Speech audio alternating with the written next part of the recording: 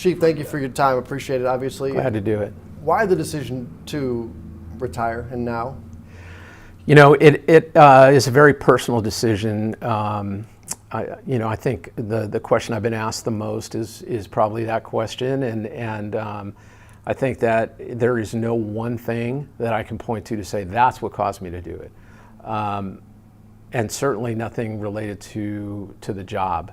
It was really about spending more time with my family, about a 31-year career that I was really just ready to transition to the next role, whatever that is. Haven't completely figured that out yet.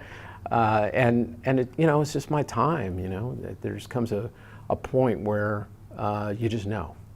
You just know. When did you finally know? Because the tweet came out, a couple weeks ago, a week and a half ago, something like that? Right, and I've been thinking about this for months. And, of course, the first conversation I had was with my family about whether it was the right time or not. Had some conversations with very close friends and mentors, and then ultimately started talking to the city manager about, what that transition would look like and how we could make it happen. And so that was a series of months, really. But then once it happened, I feel like it happened really fast. But that was pretty intentional. Didn't want to create a level of anxiety and unknown with the department about who was going to be taking over. Once that, Chief Henderson was named as the incoming interim chief, it's important for me to step aside and let her take the department over. Let's talk about, I want to kind of start chronologically. You said that you didn't think this was a possibility to be the chief for many years. Why is that? Why was that mindset there? Well, it was never my intention to be the chief. I really just wanted to be a police officer, right? So when I moved from El Paso over here to Austin, because my wife and I had fallen in love with Austin several years before, just wanted to have a good career. I knew this is where we wanted to plant roots. We wanted to continue to raise our family, and then over time, I just started taking promotional exams, and then realized, this might be a possibility.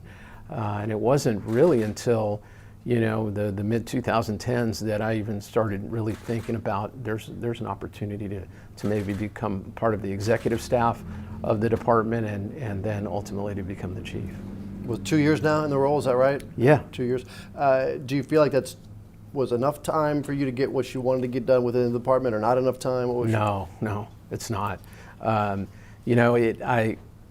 I really would have probably, loved to, in better times maybe, or in easier times, I'm not sure. I'm not sure there's ever an easy time for a big city chief, but to have stayed a little bit longer, the thing is just looking at where I was in my life, and how old I am, and how much longer I still want to work, and doing that right now is part of the reason why I decided to go ahead and do it right when I decided to do it. We still had a lot of things to accomplish at the department. Now, you just said something that I was going to come back to. You just said how much longer you want to work. So that leads me to ask, what's next then? I don't have that entirely figured out. I think it will still, law enforcement will always be in my blood, and I think that that's kind of where my skills lie. So it'd probably be something in the field, but what that is, I'm almost positive I will not be a chief ever again for another department. I'm not moving to another city or another department to do that. I want to maybe look at the profession as a whole. What can I do to really have an impact and be relevant in that area? I think in your tweet to, or your message, I guess, to your fellow employees here at the city, you said it was, you said it was the hardest message you've ever had to write, but also something that really struck me was, please hold your head up. Yeah. That tells a lot about what's going on. Talk about that statement and why you said that. Well, I tell that to my officers quite a bit, because the profession, it's at a tough time to be a police officer. It's hard to recruit, it's hard to retain, and I think that folks can get beat down with the kind of the national rhetoric around, and even to some degree the local rhetoric around policing. But I try to remind my officers as often as I can, this is an incredibly noble profession. What we do, it's not overstating it when you say that we save lives. And I'm certainly talking about my officers here as they go out and do their daily work. They're doing things that are impactful and that are meaningful to this community and are meaningful to individuals. Don't ever lose sight of that. So even as people will tell you that you're not doing a good thing, you really are. So hold your head up, and please make sure that you carry that with you, and because it just makes a difference in our daily interactions. Talk about the morale leading into that. 2 years ago you came aboard. How much have you been able to improve the morale within the force in those 2 years? Well, I'm not going to sit here and say that I think morale is good. It's not, and I think that and that's for all the reasons that I've been talking about with just the rhetoric around policing today. I think it's better than it was 2 years ago when I took over. I think we've been able to make some good improvements and to do some good things. Things like not having a contract impact morale, right? So we need to get back under contract as soon as we can. But overall, leading, I think, the department, and I talk about our officers being servant leaders. When you lead with integrity, it is going to lead to better morale over time. How do you try and raise your team up when you're dealing with the no contract, when you're dealing with a budget cut by a third a couple of years ago, when you're dealing with so many other issues? That's a struggle. So, one of the things, you're absolutely right, it's a struggle and trying to help people to hold their head up and keep their morale up, right? But, some of the message that I tend to go around and really try to impart is don't worry about the things that you can't control, because then they begin to control you. What you can control within your sphere of influence as a police officer is helping people, is doing a really good job, being good at your profession, and through that, when we do that as a whole, we make our community and our part of society better. So concentrate on that. And the messaging that I've got back from my officers has been very positive around that, and saying that really helped me. That helped me to refocus on what was important to me and stop letting the rhetoric control me. And you've got the morale of the current employees, but let's talk about the ones you need. You're down how many officers right now? So off my authorized strength, I think about 340, pretty close to 340 officers. That's huge. That's a large number. And we talk about the police academies coming back up and running. How do you recruit in a place where we're dealing with the same things we just talked about? So, I'm encouraged in this area because, we're getting ready to start a class next month it's one of our big classes we've started in some time with over 50 cadets. We have two classes. One will graduate next week, and then another one that's going on right now. So we've got folks that are still wanting to serve, still want to be part of the profession, and they want to be part of the Austin Police Department. The other thing on the recruiting side that I would say is we've made significant improvements and strides in our 911 call center. And I know that has been a topic that our public is very interested and concerned about, and I can tell you that we have made significant progress with regard to pay, benefits, working conditions for those folks, and we are starting more call takers and dispatchers now in the center than we've started in a really long time. So we're really, really making good progress in that area as well. Do you still have the detectives and sergeants entering 911? Is that still part of the thing? They still do it a little bit, but it's getting better to where we don't really have to utilize them as much to do that, and we have the folks that are actually dedicated to doing it. What do you think the next leader is going to have to, the characteristics of the next leader is going to have to be to fight through these challenges? Well, you've got to have really a high degree, and really the highest degree of integrity, and to be true to your own ideals and to the profession and to doing what's right. You also have to have a lot of courage and step out when you need to and say the things that need to be said, even though you will be criticized for it, and the department may be criticized for it, but you know that it's the right thing to do. And then caring deeply about the officers and importantly about the community. There's a balance to be, certainly to be struck there, to making sure that you're that you're taking care of your officers, but you're also holding them accountable, because that's the expectation of the community. So being able to do all those things and about 1 million more, I think is going to be important for being a good chief. Now, internal versus external, obviously you're going to be a fan of internal because it came to you, right? But that's got to help with morale, you would think, when you know that as an officer you have the chance to be the chief. Does it matter internal versus external when it comes to the hiring process? Oh yeah, it very much so. So I think an internal candidate will always have an advantage, knowing the department and the officers knowing that individual, the community knowing that individual. Chief Robin Henderson stepping in right now, couldn't ask for a better person to do it. She is going to be a phenomenal interim chief for this department. The cops know her, trust her, and love her. And I think that she also has really good relationships with a lot of our community stakeholders already in place. We're talking about a nationwide search, I know, but do you think it will be hard to find people outside of the Austin Police Department to see what's going on and apply for this position? I think that remains to be seen. I think it's anytime you have a search, it's a little bit challenging because you want a good fit. And just because they might have the credentials, they might look good on paper, they might not necessarily be a good fit for this community. So I think that's always a challenge. We'll see how it goes.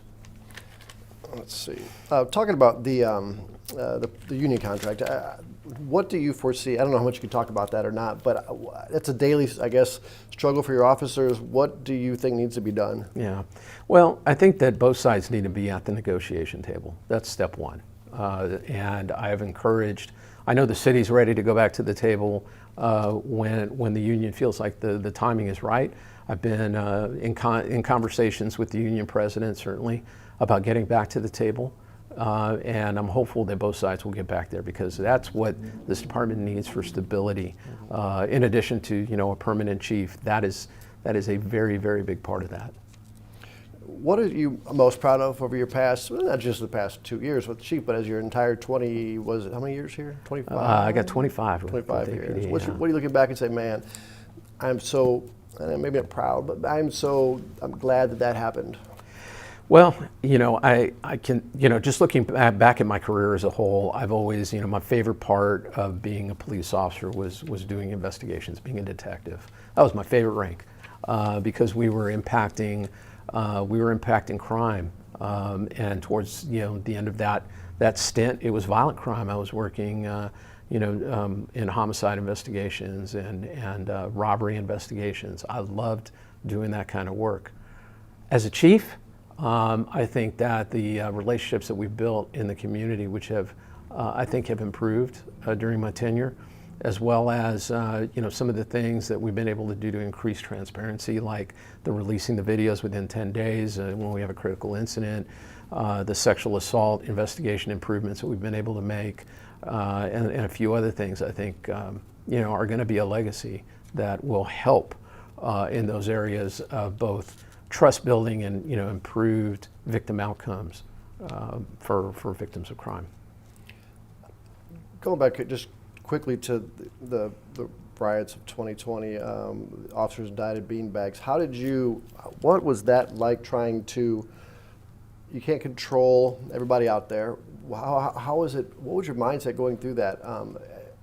Chaos is what I would imagine going through my mind. Well, it was a chaotic time. And I'm not sure that folks have a really good sense of that, I hate that some of our officers are under indictment now, and I just think that obviously now it's in the hands of the court, and that process is going to have to play itself out. I will always support the officers now and moving forward when I'm no longer in the seat. I think that they were doing what the best they could under very, very challenging circumstances. We had some tragic outcomes that came out of that certainly I put some things into place to help prevent that from ever happening again. So I'm really, really hopeful that we'll see some closure and good outcomes out of all of that. A couple more questions. I know we're out of time. the city's approach to homelessness was a much bigger issue, I think, a few years ago. When I first moved here, it was, rampant. What has the city's approach been like for you? Have you agreed with it? Do you think that there's a better way to handle this? You're The talking. shelters, yeah, as far as the changeover of the past couple of years with the shelters opening up and the police interaction especially. I called someone trying to get a response, and there's, what was that like for you? So when you talk about the shelters, are you talking about our, the issue regarding homelessness? Yeah, the homeless shelters have been opened up, yeah. Okay. So, I think, we were part of the response really around the whole homelessness effort in trying to find a way that balanced being compassionate, being a human being, and while at the same time trying to maintain law and order. And I think that we did as good a job as we could in trying to balance that. I think we've made significant improvements. The city has been very intentional about putting a lot of resources, that it being a multidisciplinary approach as opposed to strictly, hey, let's arrest our way out of this problem. We know that we can't do that, right? So let's get a lot of departments involved and try and come up with a plan. I think that that plan has been advancing over the last couple of years, and particularly under our interim city manager, Jesus Garza, we've made some really good strides in that area. I expect that the public will see continued improvement in all facets, right, including helping those folks to get back up on their feet if that's what's required, but also that we're maintaining and abiding by the law. What do you want the public to know that they don't know over your time about the city? Well, they got 400,000 new people in the city recently. What do you want people to know about the police force, Austin, you, anything? Yeah. This is your time. Well, what I hope they can take away from all of this is that we've got a department that, of really, really great people. These are people that show up, and even today, where it's really hard to think about becoming a police officer, we still have people signing up in the hundreds to say, hey, I'd really like to serve in this capacity. Those are the folks that we're graduating that are coming out, they're coming into a really tough job where they're making split-second decisions sometimes, but are doing it with a servant's heart and are really trying to help people. And I don't want the public to lose sight of that. I think we've got a department full of people that really want to do that. It is a bittersweet moment, and glad to certainly to be starting my next chapter. But at the same time, I want to help set this department up for success in whatever small way that I can, so that it continues successfully into the future.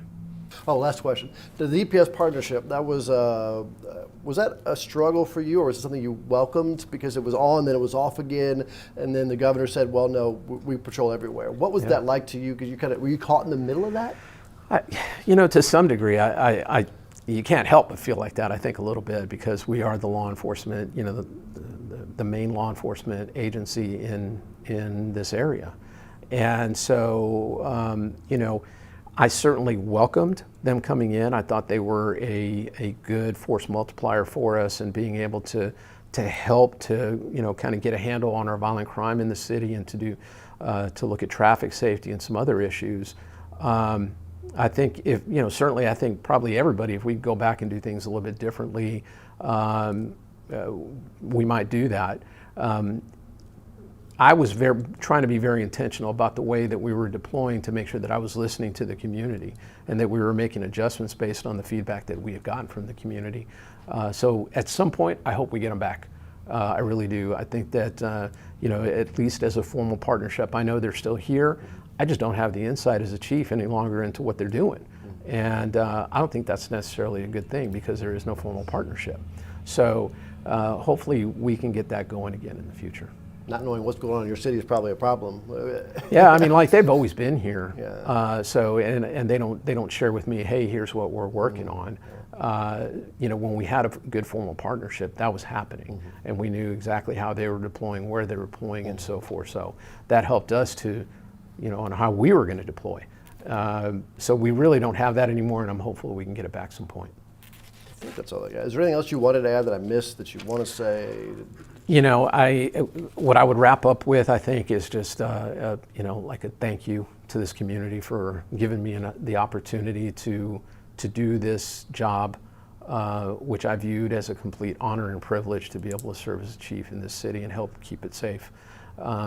It wasn't something I took lightly. It was a job that I worked as hard as I could every single day. I know my officers do as well. And they're going to be in good hands with Chief Henderson. She is going to, pick up the torch and run with it and keep the city safe. She takes that as seriously as I did. But it was an absolute honor to be able to do this, and I just want to say thank you to the community.